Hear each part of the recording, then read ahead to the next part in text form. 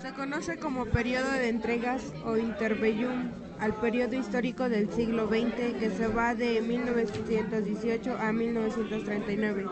Cronológicamente se puede establecer desde el final de la Primera Guerra Mundial, el 11 de noviembre de 1918 y el inicio de la Segunda Guerra Mundial, el 1 de noviembre de 1939. Políticamente, este periodo se vio caracterizado por la crisis de las democracias liberales, el ascenso de los fascismos y los regímenes autoritario, así como el auge de los movimientos obreros de inspiración socialista o comunista que se inspiraban en el triunfo bolchevique de la Revolución Rusa. Económicamente vio la reparación de la Gran Guerra y una etapa de euforia económica durante los años 1920 que se vería truncada por el crack del 29 y una profunda crisis que marcó los años 1930. Tradicionalmente, la historiografía ha señalado esta época como el preludio que acabaría desembocando en la Segunda Guerra Mundial. Por ello, años más tarde entraron de nuevo en guerra.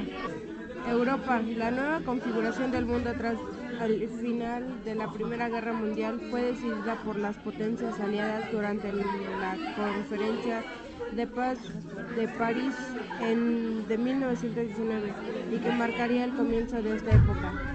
Sin embargo, el final de la guerra no supuso ni mucho menos el comienzo de un periodo estable o pacífico. En el caso de Europa, la situación político-social se vio inmediatamente agitada por hechos como la Revolución de Noviembre de 1918 en Alemania, la Revolución húngara de 1919, a la Guerra de Independencia turca 1919-1923.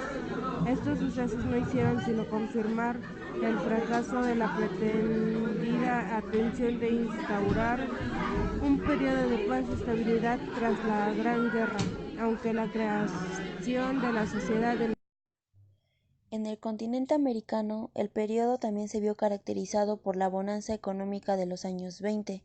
Sin embargo, el crack de 1929 provocó la crisis y el posterior estancamiento de las economías de la zona, en especial las exportaciones de los países sudamericanos a Estados Unidos y Europa.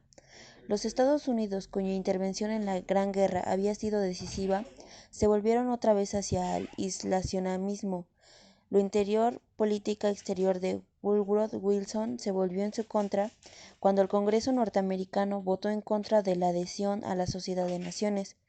Su política internacional se limitó a esporádicas intervenciones militares en los estados títeres del Caribe, guerras bananeras, como la intervención de los marines en Nicaragua para intentar capturar a Augusto César Sandino. Sin embargo, fue indiscutible el líder de desarrollo económico de los años 1920. El ambiente social norteamericano quedó muy bien reflejado en la novela de Scott Fitzgerald. Esta bonanza se iría al traste con el crack de la Bolsa Nueva York en 1929 y el periodo de la gran crisis económica. Los años de 1930 destacarían por la llegada al gobierno de Franklin D. Roosevelt y sus políticas del New Deal antes del estallido de la Segunda Guerra Mundial. México, que en 1920 todavía se encontraba en los últimos coletazos de la Revolución Mexicana, vio asentada finalmente su situación sociopolítica y su constitución de 1917. A finales de la década de 1920, sin embargo, el país se volvió a ver sacudido de nuevo por la violencia de la llamada Guerra Cristera, nombre que ha recibido la resistencia armada de los sectores católicos más intransigentes a la aplicación de la legislación y las políticas públicas orientadas a restringir la participación de la Iglesia Católica tanto en la vida pública como en los bienes de la nación. La violencia durante este conflicto fue tal que algunos autores cifran un 250.000 el número total de muertos antes de que se alcanzara un convenio de paz en 1929.